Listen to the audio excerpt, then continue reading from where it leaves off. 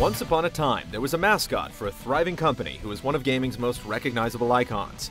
It used to be that Sonic the Hedgehog was everywhere, but it seems like the fall of Sega in the early 2000s spelled the beginning of the end for the Speedster.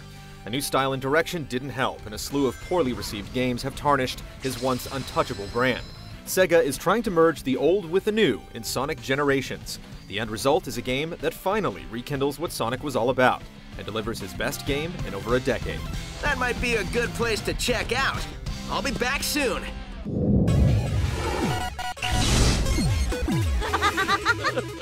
I think we've pieced together more of what's happening, and it's not good. Whoa! Most Sonic games these days come with ridiculous tales that are so bad they're almost funny.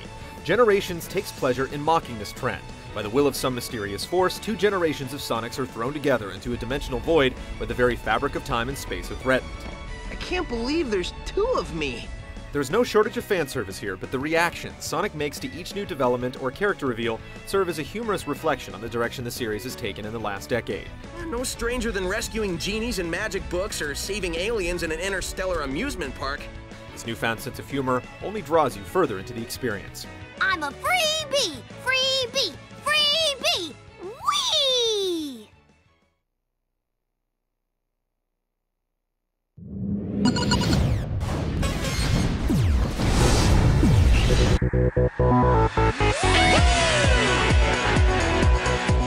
Generations try something new, and it pays off handsomely for the Hedgehog. Sega mixes the classic 2D Sonic with his modern iterations in an attempt to provide the best of both worlds. Rather than giving you an annoying hub world with boring activities or sticking to old-fashioned automatic level advancement, Generations provides you with a virtual playground filled with plenty of side attractions.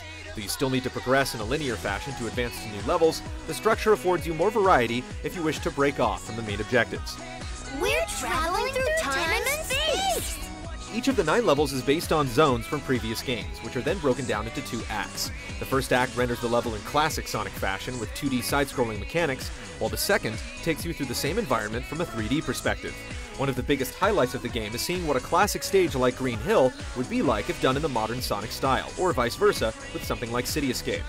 Is it me, or is that place we were just in awfully familiar?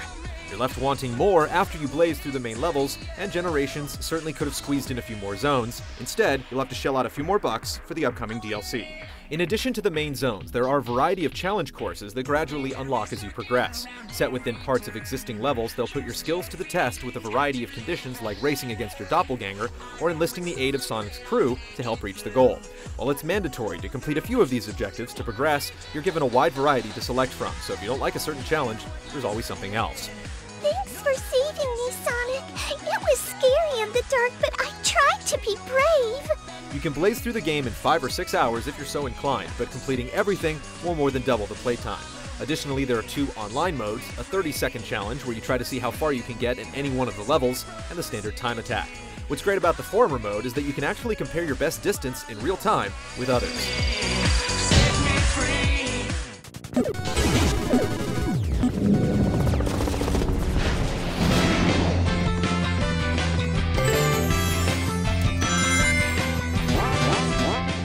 One of our biggest complaints with Sonic Colors involved the unresponsive nature of the controls and the haphazard level design. Generations addresses both of these concerns admirably. The modern iterations of the level scale back the elements that have typically tripped up the experience and focus more on the stronger points of the style. What you're left with is a sense of blazing speed where the headaches are minimized. That's not to say that the results are flawless. There are still scant instances of cheap deaths and frustrating objectives.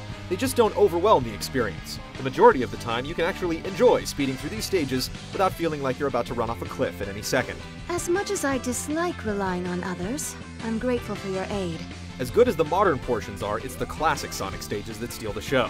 This is what Sonic is all about, and the first time you speed through Green Hill, you'll get goosebumps. The physics feel right, and Sonic handles just like it did in the Genesis days. There's also a better sense of speed, with Sonic sometimes flying so fast, he's virtually off the screen. This breakneck pace sometimes leads you to running into traps you can't avoid, which is the only real downside. What you're left with are simple controls that are easy to understand, allowing you to enjoy the ride. I love it! There's a small adjustment period when switching back and forth between the 2 modes, since each comes with unique abilities, but it never derails the experience. This holds true even during parts where you're forced to play as one type when you might prefer the other. The only time the controls are less than optimal are during a few of the boss sequences, specifically the modern Sonic ones. Poor layouts of these portions really bring out the worst in the controls, putting a blemish on what otherwise could have been some of the most spectacular parts of the game.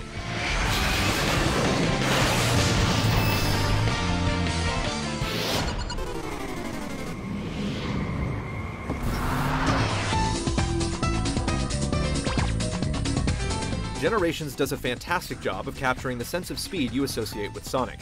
The completely remade levels are some of the best looking in the series, even though they're going off existing templates. This place is giving me deja vu all over again. Fans of Sonic Colors will be happy to see Planet Wisp rendered in HD, which is easily the best looking environment in the game. On the flip side, when the action slows down, it's easy to notice a few questionable textures, and the CG sequences are replete with technical flaws.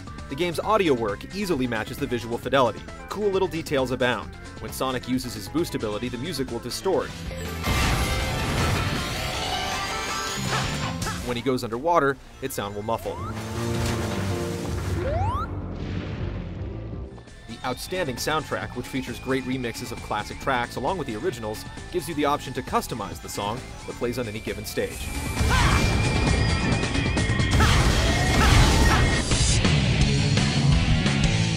Sega finally appears to have learned from its mistakes. Sonic Generations' thoughtful mishmash of the Hedgehog's distinct incarnations delivers the best of both worlds. Though it's a bit on the short side, the fundamentals are undeniably well executed. Sonic hasn't been this good in years. Surprise! Aw, you guys.